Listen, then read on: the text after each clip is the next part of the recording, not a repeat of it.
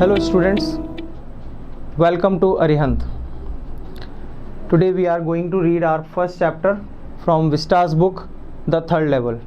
Okay, The Third Level, written by Jack Finney. Jack Finney is a famous writer. Okay, and what he has written, let's see.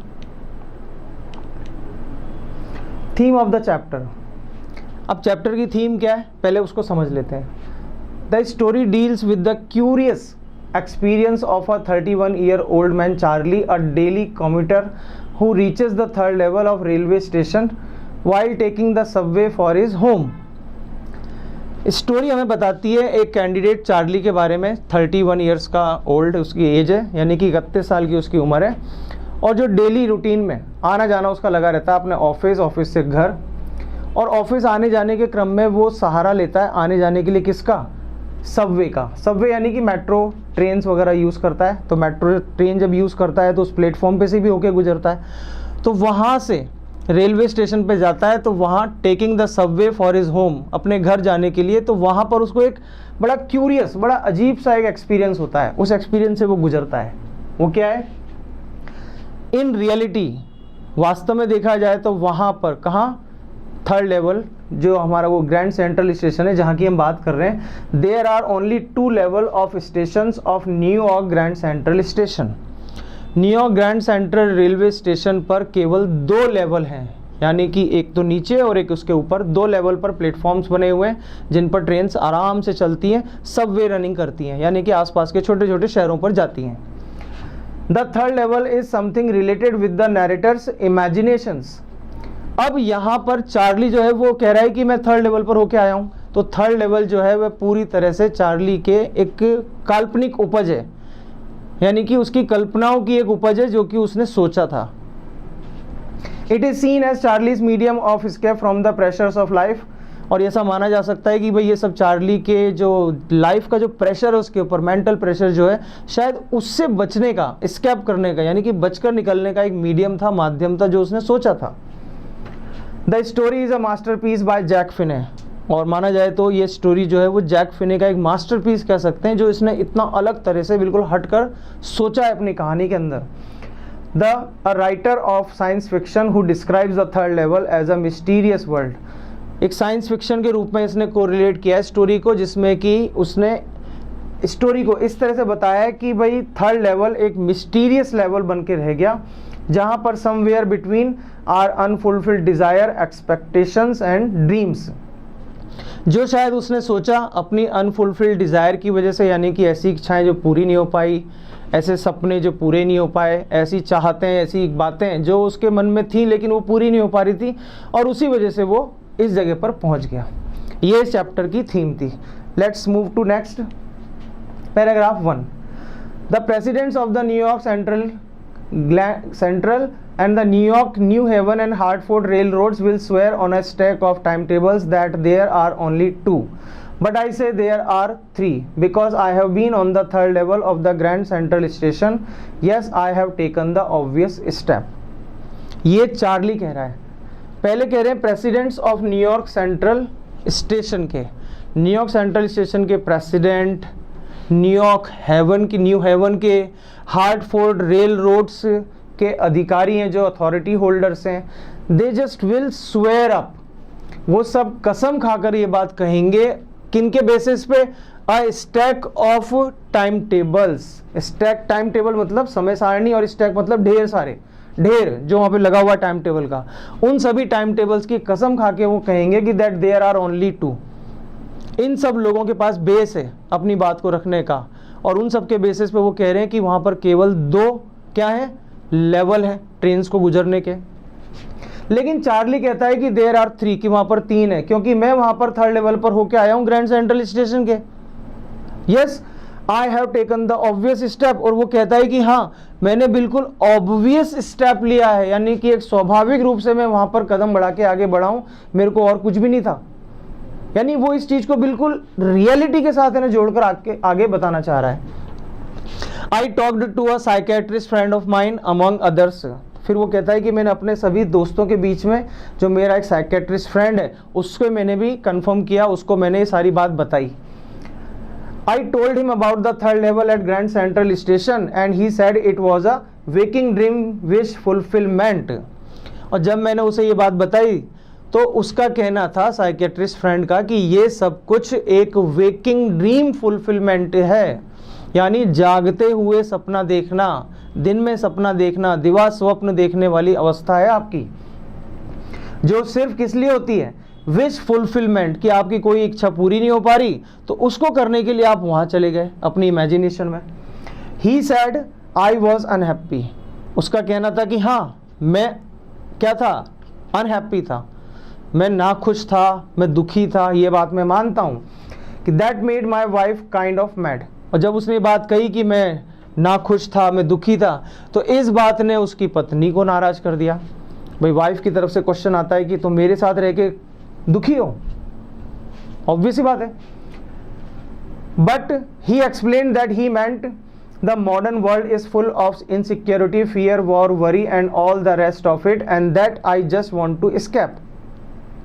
फिर वो explain करके बताता है कि उसका मतलब था कि ये जो मॉडर्न वर्ल्ड है, आधुनिक संसार जो है, ये भरा पड़ा है किन किन चीज़ों से, इनसिक्योरिटी से, असुरक्षा की भावना, डर, लड़ाई, चिंताएं और इसी तरह का और भी बहुत सब कुछ। And that I just want to escape, और मैं केवल इन सब से बचकर भागना चाहता हूँ। फिर हु डजेंट, ये बात भी यकीन से कहता है कि और कौन बचकर नहीं भागना चाहता इन सब चीज़ों से, कौन नहीं चाहता कि मेरी चीज़ें, मेरी लाइफ में से ये सब चीज़ें हमेशा के लिए हट जाएं, चाहता है, हर कोई चाहता है। एवरीबडी आई नो, हर कोई चाहता है बचकर भागना, बट दे डोंट वेंडर, लेकिन वो लोग कभी भी ग्रैंड सेंट्रल स्टेशन के थर्ड लेवल पर घूम के नहीं आते जैसे ये होके आए हैं। ठीक है, चाहते तो सभी हैं घूमना, भटक वो इन सब चीज़ों से छुटकारा पाना, लेकिन सब थर्ड लेवल पे नहीं पहुंचते जैसा कि ये पहुंच के आया है। But that is the reason he said and my friends all agreed, और इसी कारण की वजह से जो उसने बताया इस पर सभी दोस्त सहमत हुए। Everything points that a temporary refuge from reality. हर किसी ने इस बात को खास तौर से इंडिकेट करके बताया कि हाँ ये टेम्पररी रेफ्यूज है, यानी अस्थायी तौर पे आपका रियलिटी यानी कि वास्तविकता की दुनिया से या वास्तविकता से अपने आप को थोड़े समय के लिए अलग हटा देना, दूसरी जगह ले आना। वेल मे बी, हो सकता है, but my grandfather didn't need any refuge from reality. फिर वो कहता है लॉजिक देने के लिए अपनी तरफ से कि लेकिन मेरे दादाजी के समय पर तो ऐसा नहीं था, और दादाजी को तो कोई ज़रूरत नहीं थी कि अस्थायी तौर पे किसी तरह की ना वास्तविकताओं से दूर हटें, दूर भागें रियलिटी से, क्योंकि things were pretty nice and peaceful in his days. क्योंकि जो चीज़ें थी उस दौरान दादाजी के समय पे प्रिटी नाइस, काफ़ी अच्छी थी, सस्ती मिला करती थी, और सब कुछ बड़ा ही शांतिपूर्ण वातावरण था उस ज़माने में, उनके दिनों में। From all I hear and he started my collection, और जो मैंने कलेक्शन स्टार्ट किया, मैंने जिन चीज़ों का, स्टैम्प कलेक्शन का जैसे इसको शौक है, अभी आपको पता चलेगा, तो वो स्टैम्प कलेक्शन का जो शौक था वो उन्होंने मेरे लिए स्टार्ट करवाया था। It is a nice collection too blocks of 4 of practically every US issue, first day covers and so on। अब जिसमें ये सारे के सारे डाक टिकट, स्टैम्प कलेक्ट किया करते थे, उसके अंदर एक एक ब्लॉक्स बना रखा था, उस ब्लॉक के अंदर 4-4 डाक टिकट लगाते थे, एक पेज पर ऊपर, फिर एक पेज पे नीचे, इस तरह से वो एक ही पेज पर अलग अलग 4 कॉर्नर बना के डाक टिकट लगाते थे। उन डाक टिकट के अंदर US इशू यानी कि अमेरिका की तरफ से जारी किए गए डाक ticket, first day covers and so on. First day cover की क्या डेफिनेशन होती है ये भी आपको आगे वाले पैराग्राफ्स में समझ में आ जाएगी, मैं बताऊंगा। President Roosevelt collected stamps too you know, और फिर उसका कहना है कि president Roosevelt, Franklin D Roosevelt जो कि अमेरिका के प्रेसिडेंट थे, वो भी स्टैम्प कलेक्शन का शौक रखते थे। तो इसका मतलब वो भी रियलिटी से दूर भागना चाहते थे, अगर आप इस तरह से उस बात को जोड़कर देखें तो। फिर anyway here is what happened at Grand central. अब वो आगे हमको बताता है कि आखिर ग्रैंड सेंट्रल पे उस दिन क्या हुआ, जो भी जिस भी तरह से, चाहे वो उसकी कल्पनाएं थी, इमेजिनेशन थी, उनके अंदर वो स्टेप बाय स्टेप आपको बिल्कुल आगे लेके जा रहा है।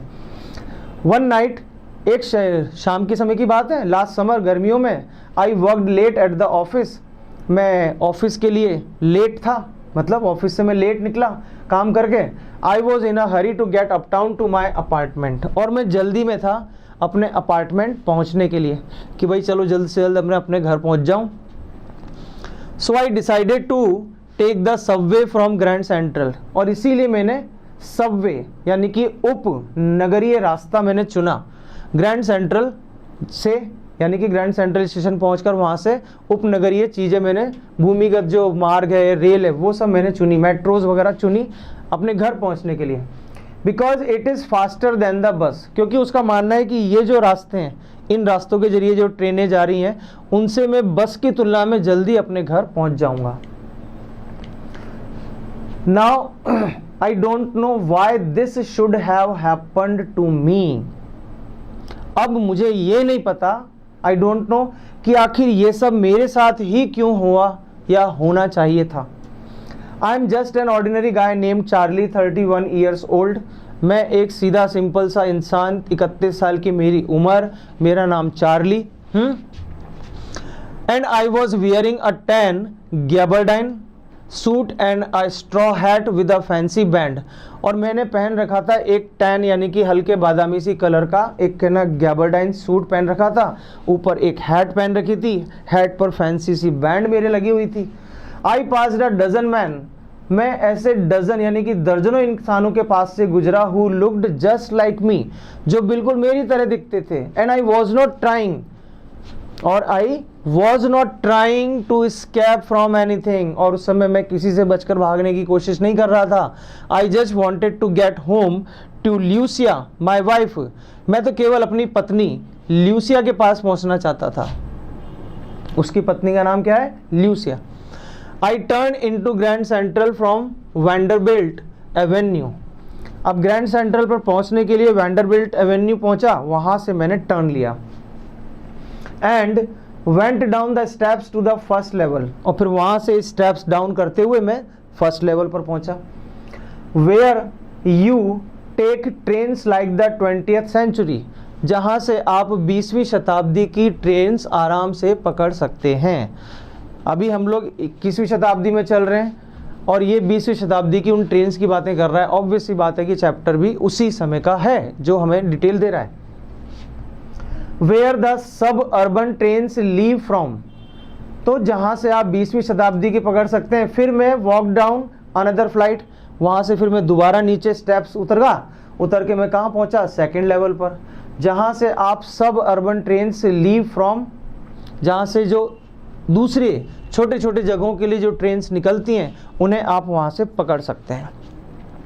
डग्ड into an arched doorway, arch यानी कि सेमी सर्किल वाला जो आर्च एक मेन रास्ता जा, उसके नीचे से डकिंग करके नीचे से मैं निकला। डग्ड इनटू यानी कि उसके अंदर घुसा और कहाँ पहुंचा?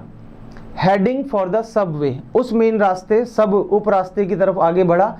एंड गॉट लॉस्ट, यहां पर आके वो खो गया, ऐसा उसका मानना है कि इसके आगे मुझे नहीं पता कि मैं किस जगह पर था, ऐसा वो कह रहा है। दैट्स ईजी टू डू, इतना सब कुछ करना तो आसान था। आई हैव बीन इन, मैं ग्रैंड सेंट्रल स्टेशन पर हंड्रेड्स ऑफ टाइम, सैकड़ों बार इन एंड आउट यानी अंदर गया हूं और वहां से बाहर निकला भी हूं।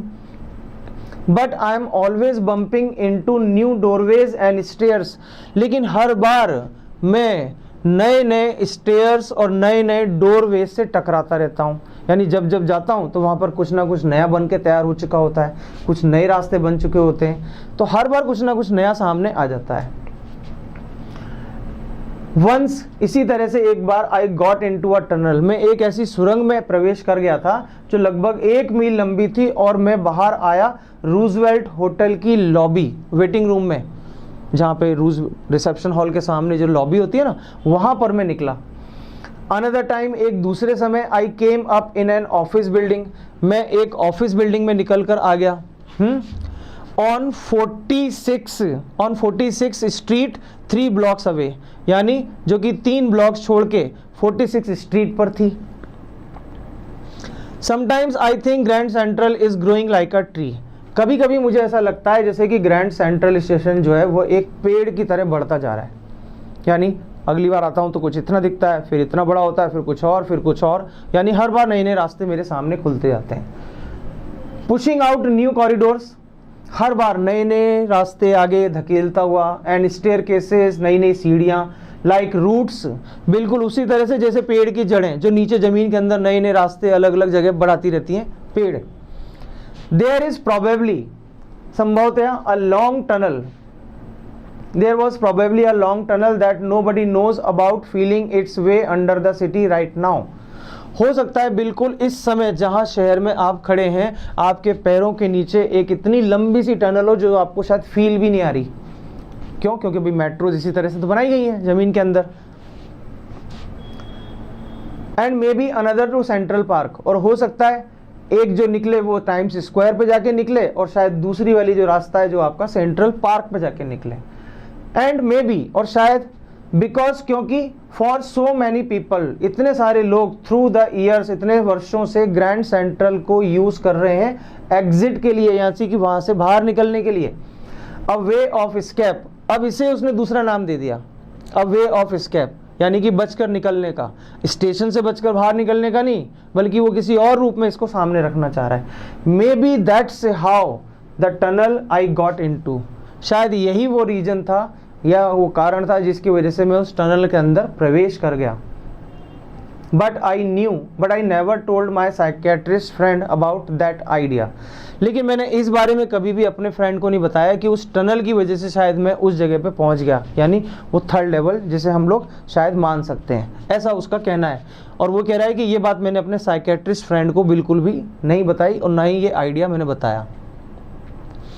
The corridor I was in began angling left and slanting downward, अब जिस कॉरिडोर में मैं गया वहाँ शुरुआत में एंजलिंग लेफ्ट, यानी कि मैं लेफ्ट साइड में मुड़ा, एंड स्लैंटिंग, जैसे जैसे ढलान उतरता हुआ नीचे आया, डाउनवर्ड, एंड आई थॉट, तो मैंने सोचा कि दैट वॉज रॉन्ग, तो मुझे लगा शायद कि ये गलत रास्ता था। But I kept on walking, लेकिन मैं चलता रहा। All I could hear was the empty sound of my own foot steps, और जो भी मुझे उस समय केवल सुनाई दे रही थी वो सिर्फ केवल मेरे कदमों की आवाज़ मुझे फुट स्टेप्स सुनाई दे रही थी। फुट स्टेप्स मतलब कदमों की आवाज़। And I didn't pass a soul, और मैं एक भी इंसान के पास से नहीं गुजरा और ना ही कोई एक इंसान मेरे पास से गुजरा। Then I heard that some sort of hollow roar ahead, फिर मुझे आगे सम सॉर्ट ऑफ, किसी प्रकार की हॉलो यानी कि खोखली सी, खाली खाली जगह, उसमें कुछ रोरिंग साउंड सुनाई दी, जैसे कि कोई खूब जोर जोर से बातें कर रहे हो, ठीक, वो आवाज़ मुझे सुनाई दी। दैट मीन्स ओपन स्पेस, इसका मतलब था जैसे कि कोई खाली जगह, एंड पीपल टॉकिंग, और शायद लोग बातें कर रहे थे। द टनल टर्न्ड, अब वो टनल जिसमें मैं गया था टर्न शार्प लेफ्ट, आगे चल के एकदम से लेफ्ट में तेजी से मुड़ गई। I went down a short flight of stairs, मैं नीचे उतरा और कुछ सीढ़ियां जो थी उनसे नीचे होते हुए came out on the third level at Grand Central Station. यहाँ वो कह रहा है कि इस तरह से उन सीढ़ियों को नीचे उतर कर आने के बाद मैं ग्रैंड सेंट्रल स्टेशन के थर्ड लेवल पर पहुंच गया। फॉर जस्ट अ मोमेंट, केवल एक पल के लिए, आई थॉट कि I was back on the second level, मुझे लगा कि शायद नहीं, मैं सेकेंड लेवल पर वापस आ गया हूं, एक पल को मुझे ऐसा लगा। लेकिन but I saw the room was smaller, लेकिन जैसे मैंने देखा कि कमरे छोटे थे। There were fewer ticket windows, वहाँ पर टिकट विंडोज जो थी, यानी कि जो ट्रेन के टिकट्स ना जो बांटते हैं, वो विंडोज फ्यूअर यानी कि कम थी पहले की तुलना में, यानी कि जो सेकंड फ्लोर पे या सेकंड लेवल पर इसने जो देखी थी उन विंडोज़ की तुलना में यहाँ पर कम थी। एंड ट्रेन गेट्स, और उतने ही ट्रेन गेट्स कम दिखाई दे रहे थे। And the information booth in the centre was would and old looking, और इंफॉर्मेशन बूथ जो था यानी सूचना केंद्र जो था जहां से आप ट्रेन के आने जाने की जानकारी हासिल कर सकते हैं, वो इंक्वायरी बूथ या इंफॉर्मेशन बूथ जो था वह छोटा था साइज में और ओल्ड लुकिंग और पुराने ज़माने का दिखता था। And the man in the booth वोर अ ग्रीन आई शेड, और उस आदमी ने जो कि उस बूथ में बैठा हुआ था उसने आई शेड यानी कि आँखों को बचाने वाले नेत्र रक्षक पहन रखे थे जो उस ज़माने में पहने जाते थे, ग्रीन कलर के। And long black sleeve protectors, और अपने स्लीव्स प्रोटेक्टर्स उसने लॉन्ग लंबे वाले ब्लैक कलर के उसने पहन रखे थे। द लाइट्स वर डिम, रोशनी कम थी, डिम थी, एंड सॉर्ट ऑफ फ्लिकरिंग, और लहरा रही थी, फ्लिकर कर रही थी। देन आई सॉ वाई, फिर मैंने सोचा क्यों। दे वर ओपन फ्लेम, और फिर बाद में पता चला कि वो सारी रोशनी जो कि फ्लिकर कर रही थी यानी कि लहरा रही थी, वो सब ओपन फ्लेम गैस लाइट थी, यानी कि गैस की लाइट्स जल रही थी। बिल्कुल जैसे हम लोग दीपक वगैरह जलाते हैं ना, अब दीपक के अंदर हवा लगेगी तो लौ इधर से उधर लहराएगी, तो उसे ही कहते हैं flickering.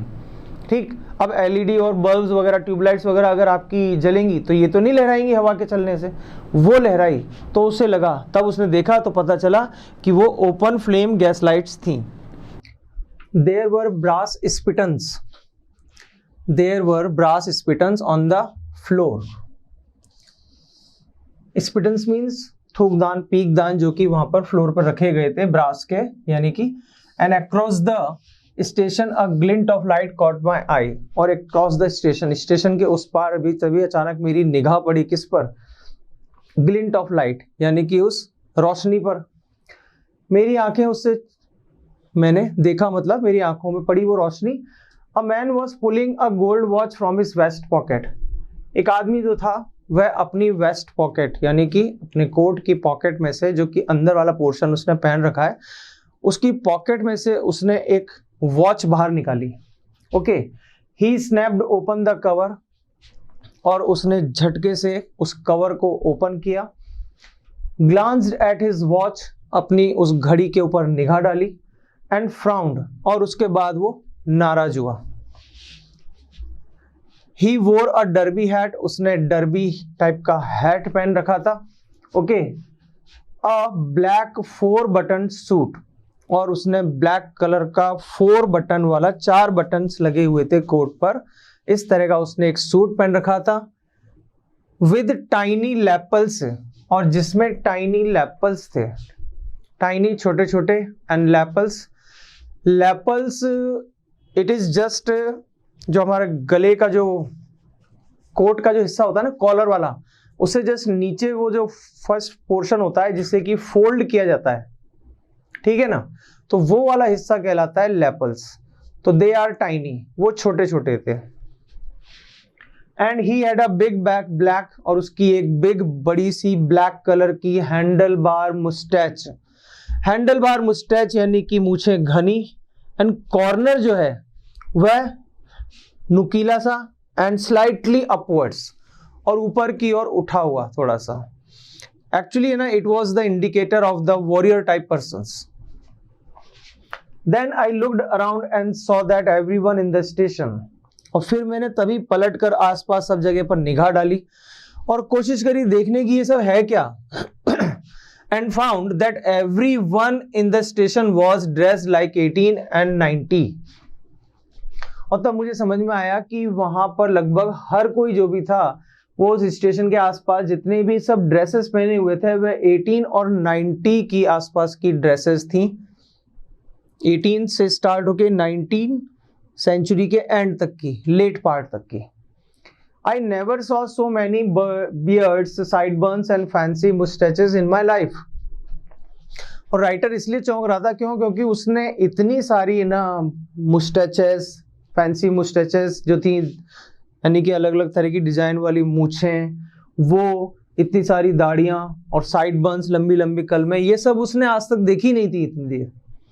A woman walked in through the train gate, एक महिला जो थी वह ट्रेन के गेट से walked in through the train gate, and she wore a dress with leg of mutton sleeves, और एक महिला ने लेग ऑफ मटन स्लीव्स, इस तरह की ड्रेस पहन रखी थी, पोशाक पहन रखी थी कि वो leg of mutton sleeves. Writer use this term here to indicate that the design of the dress was just like that she wore a dress of leg mutton leg shoes, leg of mutton sleeves, sorry leg of mutton sleeves, यानी ऐसा लग रहा है जैसे कि उसी की skin की बनाई हुई है, but it was a kind of design and it seems to be कि leg of mutton.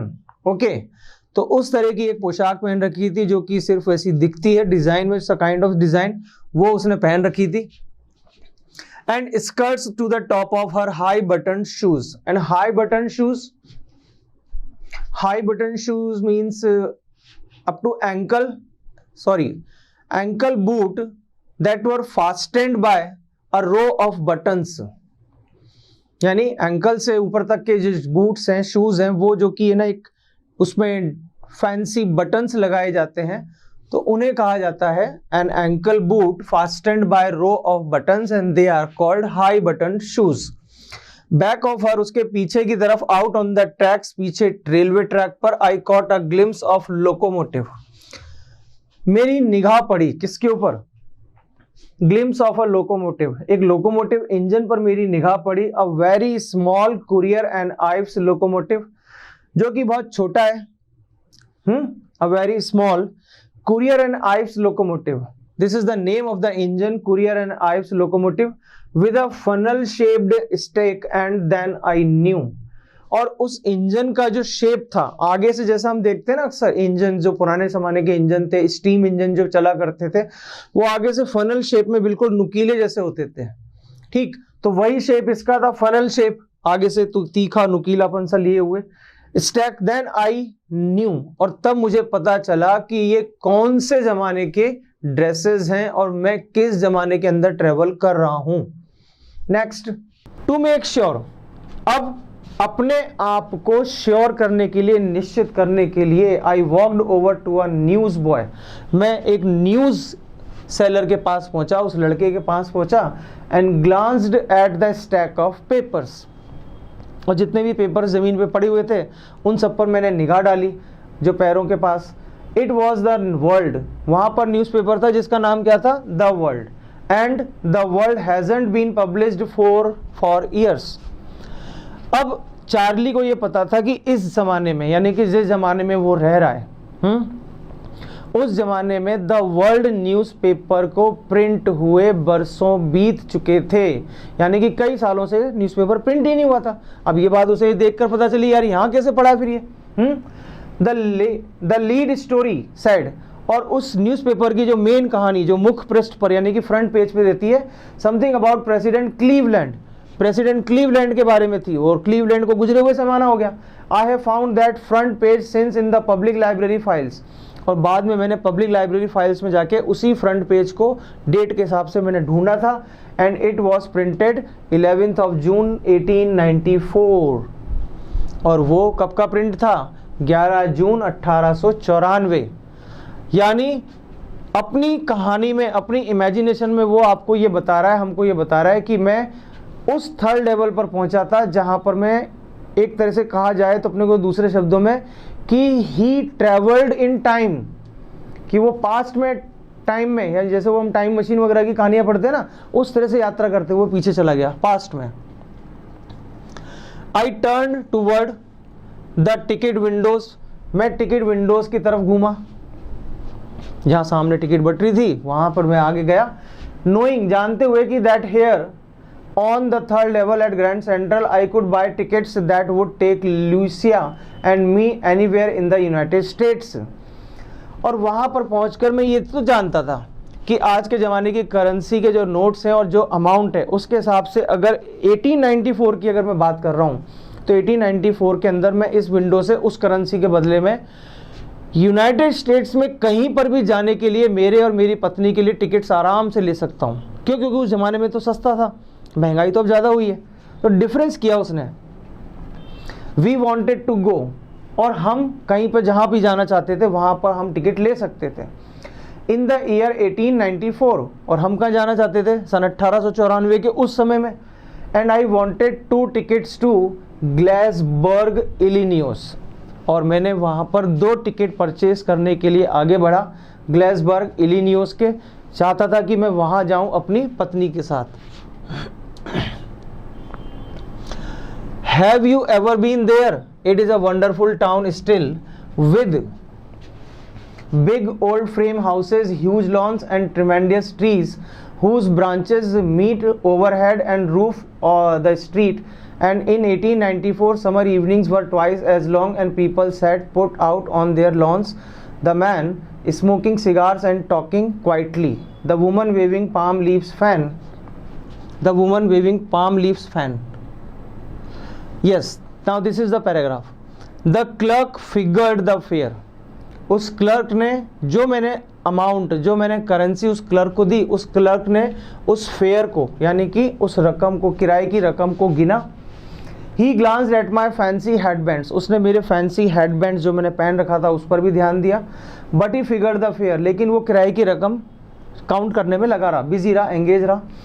And I had enough for 2 coach tickets. और मेरे पास इतना अमाउंट उस समय था जिससे कि मैं कोच टिकट्स 2 पूरे खरीद सकूं, एक तरफ के, one way. But when I counted out the money and looked up, the clerk was staring at me. और जब क्लर्क ने गर्दन ऊपर उठा के देखा, जैसे ही काउंटर मैंने करेंसी गिनी, करेंसी गिनने के बाद फिर क्लर्क ने मेरी तरफ ऊपर गर्दन उठा के देखा. And he nodded at the bills. और उसने उन बिल्स मतलब नोट्स, उन नोट्स की तरफ हिलाते हुए उनको कहा, that are not money mister. ये वो पैसा नहीं है. अब ऑब्वियस ही बात है, सन 1894 के अंदर जो करेंसी चलती होगी और वो जो आप 21वीं शताब्दी की करेंसी के साथ दिखा रहे हैं, तो वो तो ऑब्वियस ही मना ही करेगा. जो उसके साथ हुआ, उसने कहा कि ये वो करेंसी नहीं है mister. And if you are trying to skin me, और अगर आप मुझे मूर्ख बनाने की कोशिश कर रहे हैं तो you will not get very far. तो बेटा आप ज़्यादा दूर नहीं जा पाओगे, ऑब्वियस ही है बात. And he glanced at the cash drawers beside him. और फिर चार्ली ने उसी टिकट बेचने वाले व्यक्ति का जो ड्रॉर होता है जिसमें वो पैसा रखता है, उस पैसे के अंदर उसने निगाह डाली तो पता चला कि यार ये तो करेंसी दूसरी है और ये करेंसी जो मैं इसको दे रहा हूँ दिस इज कंप्लीटली डिफरेंट. सो पकड़ा गया. Of course the money was old style bills. और उस ड्रॉर के अंदर पुराने जमाने की करेंसी के बिल्स यानी कि नोट रखे हुए थे, half again as big as the money we use nowadays. उससे लगभग आधे कीमत के. एंड डिफरेंट लुकिंग, और अलग दिखने वाले. I turn away and got out fast. मैं एकदम से टर्न अवे, पीछे मुड़ा, एंड गॉट आउट फास्ट, और बाहर निकल कर आ गया. क्यों? देयर इज नथिंग नाइस, क्योंकि about jail in even in 1894. Charlie का कहना है कि भाई ऐसा है कि सन 1894 की ही बात क्यों ना हो, लेकिन जेल तो उस समय भी जाना कोई अच्छी बात नहीं थी, इसलिए वो फटाफट बाहर निकलकर आ गया. And that was that I left the same way I came. अब यही था, I left the same way I came. मैं बिल्कुल उसी रास्ते से वापस निकला जिस रास्ते से मैं आया था. आई सपोज, ऐसा मेरा मानना है. Next day during lunch hour, अगले दिन लंच के समय, I drew $300 out of the bank. मैंने उस बात को याद रखते हुए कि कल मैं 3rd लेवल पर पहुंच के आया था, वहाँ पर एलिनियोस के लिए मेरे को टिकट लेने हैं और वहाँ पर पुराने ज़माने की करेंसी चलती है, तो उसी बात को याद रखते हुए मैं आया बाहर निकलकर अपने ऑफिस से, और $300 मैंने बैंक से अपने निकाले, बाहर विड्रॉ किए. नियरली ऑल वी हैड, और लगभग इतने ही मेरे बैंक में उस समय थे. And bought old style currency that really worried my psychiatrist friend. और मैंने पुराने ज़माने की करेंसी खरीदी जाके. वो जो बेचते हैं पुराने ज़माने की करेंसी कुछ प्रीमियम अमाउंट पर, यानी कि 100 रुपये के बदले में आपको वो 80 रुपये की या 90 रुपये की पुराने ज़माने की करेंसी दे देंगे. 10 या 20 रुपये का वो अपना प्रीमियम रख लेंगे जो उनका कमीशन होता है. You can by old money. Writer कहता है कि, चार्ली कहता है कि आप पुराने ज़माने की करेंसी खरीद सकते हैं eight almost any coin dealers. किसी भी कॉइन डीलर से खरीद सकते हैं, कोई इशू नहीं है उसके अंदर. बट यू हैव टू पे अ प्रीमियम. लेकिन उसके लिए, जैसा मैंने अभी बताया आपको, प्रीमियम पे करना पड़ेगा. My $300 bought less than 200 in old style bills. $300 के बदले में मुझे पुराने ज़माने की केवल 200 ओल्ड स्टाइल बिल करेंसी प्राप्त हुई. But I didn't care. लेकिन मुझे परवाह नहीं थी इस बात की कि यार कम पैसा मिला. क्यों? क्योंकि रीज़न क्या है? Eggs were 13 cents a dozen in 1894. क्योंकि 1894 में इतना सस्ता था सब कुछ कि मैं इन पैसों से बहुत अच्छी तरह से गुजारा कर लूँगा. क्यों? रेट्स भी उसको पता है, क्योंकि अंडे जो उस ज़माने में मिला करते थे वो 13 सेंट्स में 1 दर्जन अंडे आ जाया करते थे। ये उसको पता था, इसीलिए उसने वहाँ का हिसाब बताया। सेंट का इजिल दे रखा है, $1 का 1/100 part is equal to 1 cent. But I have never again found the corridor that leads to the third level at Grand Central Station. अब चार्ली कहता है कि जब मैं पुराने ज़माने की करेंसी लेकर वापस से थर्ड लेवल को ढूंढने गया तो नेवर, कभी भी मुझे अब नहीं मिला वही वाला कॉरिडोर जो मुझे आगे थर्ड लेवल पर ग्रैंड सेंट्रल लेकर जाता है। यद्यपि I have been tried often enough, कई बार मैंने इस बात की कोशिश करी। Lucia was pretty worried when I told her all this, और जब मैंने ल्यूसिया को ये सब बताया तो ल्यूसिया इस बारे में बहुत ज़्यादा चिंतित हुई, जब मैंने उनको ये सारी बातें बताई कि मैं ऐसे ऐसे वहाँ गया, ढूंढ रहा था। And didn't want me to look for the third level, और वो नहीं चाहती थी कि मैं थर्ड लेवल को दोबारा अब और ढूंढूं। इसने कई दिनों तक ढूंढा, कई हफ्तों तक ढूंढा, लेकिन नहीं मिला। उस दिन पता नहीं कैसे मिल गया, देखिए। एंड आफ्टर अ वाइल, और थोड़े समय के बाद आई स्टॉप्ड, मैंने अपनी खोज बंद कर दी। किसकी? थर्ड लेवल की। I went back to my stamps, वापस से मैंने अपने आप को बिजी कर लिया, एंगेज कर लिया अपने स्टैम्प कलेक्शन के शौक में। But now we are both looking, लेकिन अब हम दोनों के दोनों यानी कि हस्बैंड वाइफ वापस से उसको ढूंढ रहे हैं। हर वीकेंड पे उस थर्ड लेवल को ढूंढते हैं, क्योंकि now we have proof that the third level is still there. यहां पर अब अंतर आता है। अब वो कहता है कि हम सब दोनों जने मिलकर ढूंढ रहे हैं, क्यों? क्योंकि अब हमारे पास प्रूफ है, अब हमारे पास सबूत है कि that the third level is still there, कि थर्ड लेवल निश्चित रूप से अस्तित्व में है। My friend Sam Weiner disappeared, मेरा फ्रेंड है सैम वीनर, वो अचानक से गायब हो गया। नोबडी न्यू, किसी को नहीं पता कि कहाँ गया। But I sort of suspected, लेकिन मुझे एक तरह का कुछ शक था। Because Sam's a city boy, क्योंकि सैम एक शहरी लड़का जो हमेशा शहर में रहता था। And I used to tell him about Galesburg, और मैं उसको हमेशा ग्लेसबर्ग के बारे में बताया करता था, जो कि मेरा नेटिव प्लेस रहा है, मेरे ग्रैंडफादर वहाँ रहते थे। आई वेंट टू स्कूल, की कैसे मैं वहाँ पर स्कूल जाया करता था। And he always said he like the sound of the place. और जब मैंने अपने फ्रेंड को, सैम को, इस तरह की बातें बताई थी कि कैसे मैं बचपन में अपने वहाँ स्कूल जाया करता था और किस तरह से वो गांव का पूरा माहौल था, बड़ा शांत, हर तरफ बहुत खुशहाली, सब कुछ अच्छा, सस्ता, बढ़िया रहता था, तो उसे वो सारी चीज़ें काफ़ी अच्छी लगती थी सुनने पर। ये उसने बताया। And that's where he is all right in 1894, and that's where he is, और इसीलिए वो वहाँ पर है, ऑल राइट इन 1894। कहाँ पर है? वहाँ, कहाँ? ग्लेसबर्ग, इलिनॉइस में, सन 1894 में। अब वो वहाँ कैसे पहुँचा? देखिए, नेक्स्ट बनता अपने यहाँ से इन 1894 बिकॉज वन नाइट। अब रीज़न कैसे पता चला उसको कि वो वहाँ पर है, और क्यों उसने दोबारा से अपने वाइफ के साथ मिलकर थर्ड लेवल को ढूंढना शुरू करा, उसका रीज़न यहाँ पर आपके सामने है। Because one night fussing with my stamp collection, अपने स्टैम्प कलेक्शन को एक दिन देखते हुए, उसके अंदर तलाशते हुए, आई फाउंड, मुझे जब मैं क्यूरियसली इधर से उधर उनको उठा पटक कर रहा था, तब मुझे मिला, do you know what a first day cover is. अब वो फर्स्ट डे कवर जो मैंने आपको उस समय बोला था, उसकी डेफिनेशन यहाँ आपको समझ में आएगी। फर्स्ट डे कवर होता क्या है?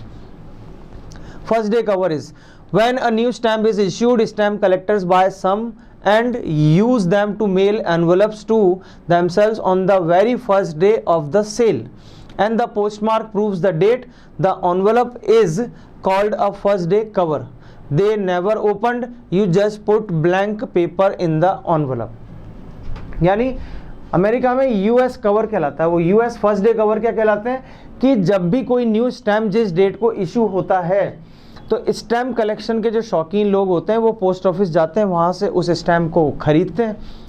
खरीदने के बाद अब अपने कलेक्शन में उसको डालना है, तो उसमें कलेक्शन में डालने के लिए आप किसी को ये कैसे बताओगे कि सर ये इस तारीख को रिलीज़ हुआ था, इस तारीख को इशू किया गया था, जब तक कि उस पर एक ऑथेंटिक मोहर ना लग जाए। किसकी? पोस्ट ऑफिस एम्प्लॉयज़ की या पोस्ट ऑफिस की। जो मोहर ना लग जाए।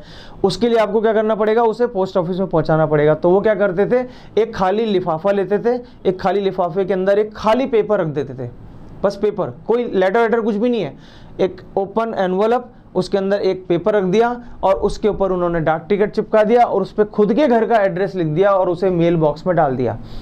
अब वहाँ से वो जाता था पोस्ट ऑफिस, पोस्ट ऑफिस में पोस्टमैन जो था, वो पोस्ट ऑफिस एम्प्लॉय, उसके ऊपर मोहर लगाता था, किसके ऊपर, उस डाक टिकट के ऊपर, और उनके घर पर उसको ड्रॉप कर देता था। तो इस तरह से फिर वो उस डाक टिकट को अपने पास रख लेते थे। पोस्ट ऑफिस मार्क जो है उस पर डेट के साथ वो प्रूव करता था कि ये किस दिन डाक टिकट इशू हुआ है, उसे फर्स्ट डे कवर कहते हैं। और आपके वो जो लिफाफे हैं जिनके अंदर आप सिर्फ एक पेपर डाल के रख देते हो, ऐसे लिफाफे कभी खोले भी नहीं जाते, इसीलिए उसके अंदर सिर्फ एक रख दिया जाता है। क्यों? क्योंकि मैक्सिमम लोग जानते हैं कि ये फर्स्ट डे कवर है और ये इसीलिए यूज आते हैं। तो बिल्कुल ब्लैंक या कोरा कागज उसमें अपन डाल देते हैं।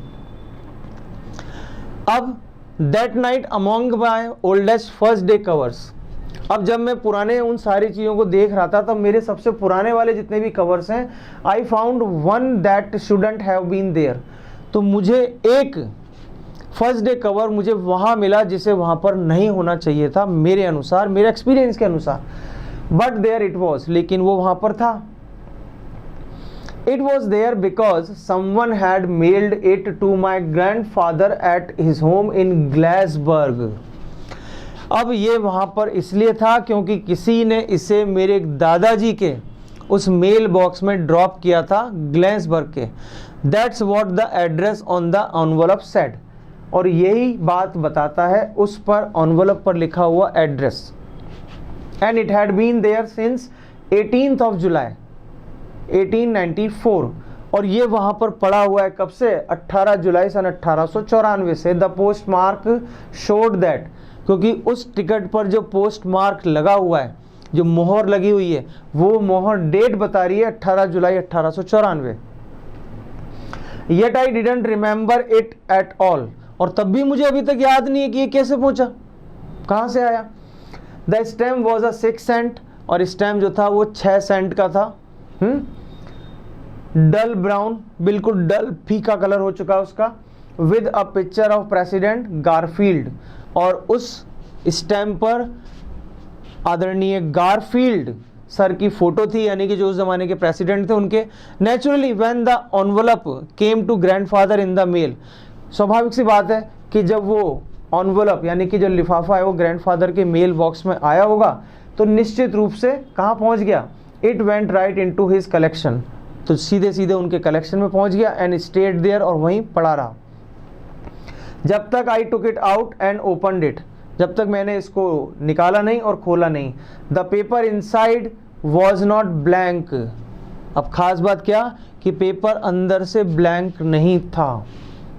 अभी हमने पिछले वाले में क्या पढ़ा था कि अक्सर फर्स्ट डे कवर्स के एनवलप के अंदर जो पेपर होता है वो ब्लैंक होता है, ठीक, और उसको भी कोई नहीं खोलता।